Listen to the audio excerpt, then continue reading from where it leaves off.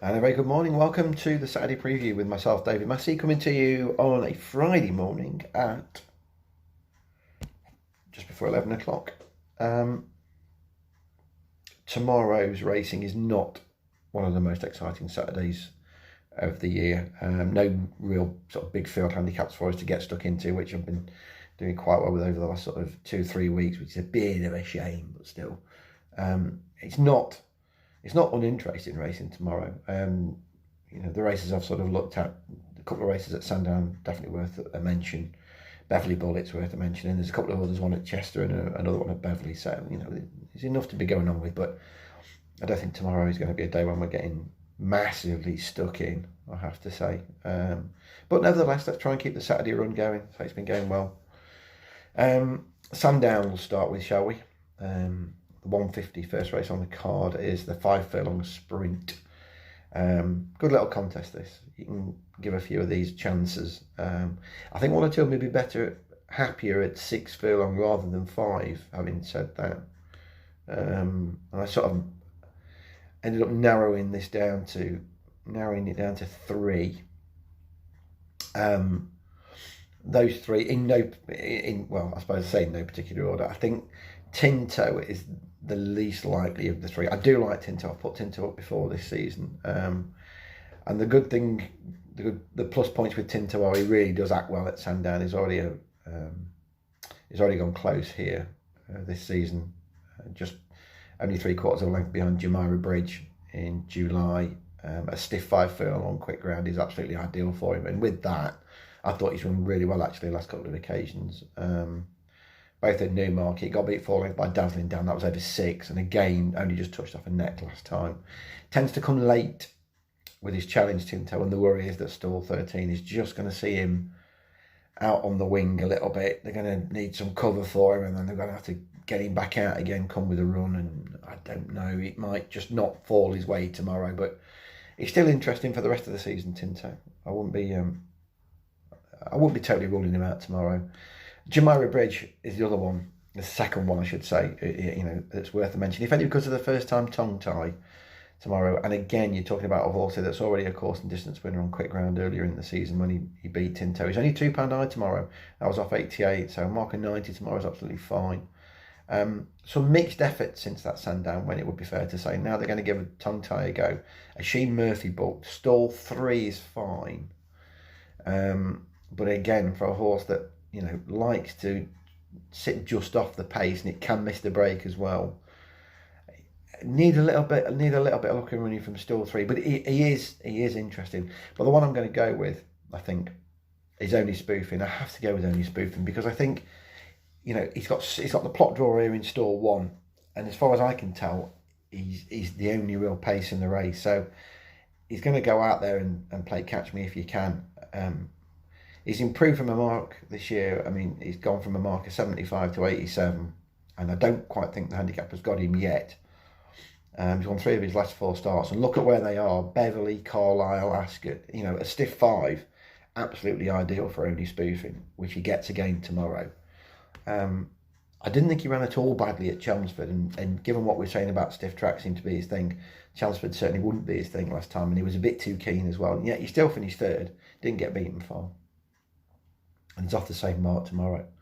He's been putting at 8 to 1. I think that's a very fair. I think that's a very fair price for Only Spoofing. As I say, got the plot draw, got his ground. He should have his ground, and a stiff 5's ideal. So he's got plenty going for him. While they're all scrabbling for position in behind, it's not hard to see Kieran O'Neill making his way home on him. I think he's got solid chances. And speaking of solid chances, the 225 again. There was one that sort of stuck out a little bit here for me. 10 furlong handicap, good, competitive little race. Ventura Knight, one that really let me down at Goodwood. Fancied him like mad at Goodwood, and they bet him off the boards that day. And it was race over for him pretty early on. He didn't improve then at Newmarket. That was no better, but he did do better at York last week. A lot better when he was 3rd to Forest of Dean. Plot the blinkers on him, and the blinkers are on again tomorrow. So I wouldn't be surprised if Ventura Knight ran well. He's a double figure price. But he is a bit more exposed, and there are a couple of 3-year-olds down the foot of the handicap that make a bit more appeal. Country's obviously one of them, winner of his last 3. This is his hardest task to date. He's up another £5 for a cosy enough half-length win at Redcar. It must be said that it's only half a length, but it could have been more. But as I say, this is his hardest task and it's new conditions for him. And with that, I thought Migration was very, very solid. And I'm surprised that there's as big a gap between Country and Migration in the market as there is. There's a sort of 1.5, 2 points. It would not surprise me. Migration's putting at 4-1 this morning. It wouldn't be the biggest surprise to me if both Country and Migration went off joint favourites around about the sort of 11-4, 3-1 mark tomorrow. I could see Migration getting backed. I thought since he'd stepped the horse up to 10 furlong, he's been crying out for a step up to 10. And he got that last time over this course and distance. And you could call him the winner, I thought, from some way out. He was really strong in that final furlong, despite the fact that he was sort of slightly edging to his right. He would never look like getting beat. That took his form to a new level. I think he's got a really solid chance again. He'll improve again. Handicap's put him up 6. I don't think that's enough. I think there's definitely more to come. And David Minutier, of course, is in cracking form this week. His last 3 horses have all won. 2 at Lingfield and 1 at Goodwood earlier in the week, all successful. So what you've got here is you've got an improving 3-year-old, proven over course and distance, that's probably still in front of the handicapper with a yard that's going really, really well. What more do you want? I think he's rock solid. 4-1, as I say. I'd very nearly have him favourite over Country. We'll see. Let's see what happens tomorrow. Just wouldn't be the biggest surprise to me. Then we've got a couple of races that, from a betting perspective, I've got very little interest in. The Atalanta Stakes, where we've got Jubiloso on a recovery mission after Ryan Moore rather got it wrong at Goodwood, it would be fair to say. But even money, putting it even money. Listen, if you're after even money shots, you're watching the wrong videos, if you know what I'm saying. We don't put even money shots up on these vids. Let him win. Let her win, I should say. She can win without my money on, that's fine. Similarly, the Solario tomorrow, I've got no great interest in. I think the market's got it about spot on. None of the outsiders make any massive appeal. I suppose you can make a case for Kamiko on the fact that it's good to laugh, who he beat here over 7 last time, came out 1 yesterday, but I don't think that was much of a race at Foss Last, to be perfectly honest. I've got no interest in the race, other than, we all want to see how Visionary gets on, see if he can bounce back. And there are certain pundits out there that have pinned their hopes somewhat on Visionary this season, and I made the. I'm not after timing here. I made the case on the punt. There are so many of these horses, these Mark Johnson horses, that run massive speed figures first. I've got plenty of them do, and they never repeat it. And Visionary might be another one of those, but who knows? Might bounce back tomorrow. Might not. Wait and see. Beverly Bullet time. 3:15 at Beverly tomorrow. Always a good race, this, isn't it? The Beverly Bullet. I do like it. Question is, what is the ground going to be at Beverly tomorrow? That stops us being a bit too definitive at the moment. There 25 mil of rain there on Tuesday night into Wednesday, which has turned the ground at the moment good to soft. Now, today they've got a breezy, drying day, and same tomorrow. So by the time 3:15 comes around tomorrow, there might not be a lot of juice in the round. It might be good ground, might even be slightly on the quick side. Who knows? Don't know. So we're going to have to sit and wait and find out. So what I'm going to do, there are 2 here that I'm going to mention. One, if it's, if it has dried up, and one, if it's not dried up. And then we'll have to sort of make a decision, I think, tomorrow. Sadly, I'm not going to be able to make a decision at the last minute because I'm at a wedding tomorrow. So it's going to be a case of I might end up splitting my bets on the pair, something along those lines. We'll see. The 2 interesting ones, Ornate. The more I look at the race, the more you think Ornate could be away and gone here.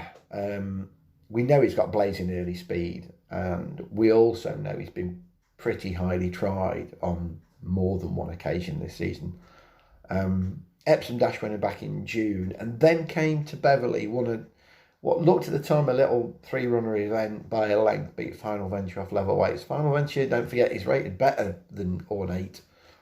Arguably should have beaten him at the weights and didn't. And actually, And actually, interestingly, that is Ornate's best figure of the year.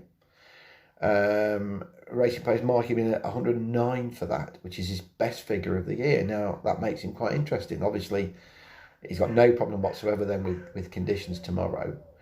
I wouldn't want cut in the ground. If there is cut, that will slow Ornate down, definitely.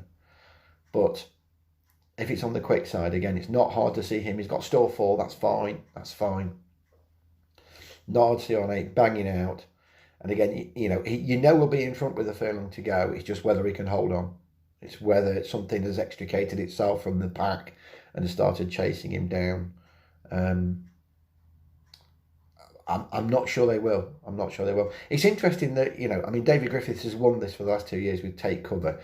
You can see the similarities between Ornate and Take Cover in that Take Cover is another horse very much like Ornate that was often very highly tried in sort of Group 1, Group 2 company, often fell short. And then when sort of dropped back to listed company, races like this, the City of York, always sort of produced on the day. And I think Ornate's a very similar sort. I think this is his level. It's listed tomorrow. I think this is his level. So they put Ornate in at 10. I think that's fair. I think that's a fair price, I have to say. But again, ground dependent. If there's any juice left in the ground, then it makes Tarbouche very interesting. Very, very interesting indeed. Course and distance runner, if you go back far enough, although admittedly that was off a marker 77 2 years ago, he's improved no end since then. It wasn't doing a lot this season, but was given a wind up at the end of June. Came out at Nottingham on good to soft ground, disappointed, finished last of 5, beaten 5 lengths, but then left that form behind at York last time in a very competitive handicap won by Dakota Gold. And now we know all about Dakota Gold, massively improved this season. But what was interesting was that Tarbouche actually won his race down the near side, finished in front of everything in his group. So despite the fact that he's finished 8th and got beaten 2 lengths, if you like, he won his race, turned in his best speed figure and best form figure for quite a while. So it may just be now that the wind up has worked. He wants a bit of cut, ideally. He certainly wanted. I don't think he wanted it quick. Having said that, one sec. Sorry, folks. Hay fever. It's an awful thing. Having said that, at York, don't forget they were only just off the track record, so it was plenty quick enough at York. So again, it just makes that run look all the better. Stall 6 is not ideal, but I'm happy to sort of forgive that because there are other mitigating factors for him. He's been putting around about 7 to 1. As I say, ideally, I think if there's a little bit of juice in the ground, good to soft ground to be spot on for him, I think. And it may just be that he's about to return to some of his best form. I think he's got a real chance. So they're the interesting two. Tis Marvellous, we ought to mention the favourite, obviously. I can't quite get my head around Tis Marvellous. What you'd got was a fairly sort of exposed, I thought, 5-year-old until these last sort of couple of runs. And I'm trying to find out what was responsible for the improvement, particularly at Ascot last time when he took a Heritage handicap to pieces, won it by over 2 lengths. Handicap was raising from 103 to 111 for that. Now I know it's not a handicap tomorrow, but for an exposed 5-year-old suddenly improve £8, I'm struggling to get my head around it. Don't get me wrong, the speed figure says it's right. The speed figure backs up what the visual impression said, but maybe he's just a late developer. Perhaps he's just one of these that's a late developer. Whatever, he's got a little bit to prove tomorrow, I think. And I'm not interested at 5 to 2, definitely not. So if he wins, he wins. And he is just a late developer, fine. I've got it wrong, but I can't quite get my head around that. These 2 Ascot runs that are much improved. Might just be that he's an Ascot horse. We'll see. So Tarbouche, Ornate, the 2 for me anyway. A couple of others to quickly mention. 350 at Beverley, again, dependent on ground. I think I'd like to see, again, if it doesn't dry out too much, Moonlit Sands down the bottom here, 5 furlong handicap again. Stall 3 tomorrow for Moonlit Sands, which is probably ideal. Has improved since they clapped a pair of cheek pieces on her. She wasn't really going anywhere until she won at Carlisle in August when they put the pieces on. And then she came out, and I thought she's got ground to make up on Achiaf, who's just below her in the handicap today. She got 2 lengths to make up with Achiaf, but she got going way too late that day. She was held up out the back, and by the time they'd got a run with her, it was too late. It was simply too late. Hopefully, if they can get Moonlit Sands going a bit earlier tomorrow, I don't think she's finished improving. The cheap pieces are definitely, putting the cheap pieces back on, has definitely improved the horse. Marker 58 tomorrow gives her every chance of sort of reversing form with Achiaf anyway, because Achiaf's a couple of pound worse off. So I thought Moonlit Sands, again, as long as ideally I say it doesn't dry out too much, was moderately interesting. And one other to mention over at Chester in their 210, a horse again that I just think will get an easy lead easy-ish lead from the front, Arcanada, who's got a really mixed record at Chester. Either wins or completely blows out. So this won't be an each-way bet, folks, that's for sure. Got 2 wins to his name at Chester, and 3 where he's basically finished last.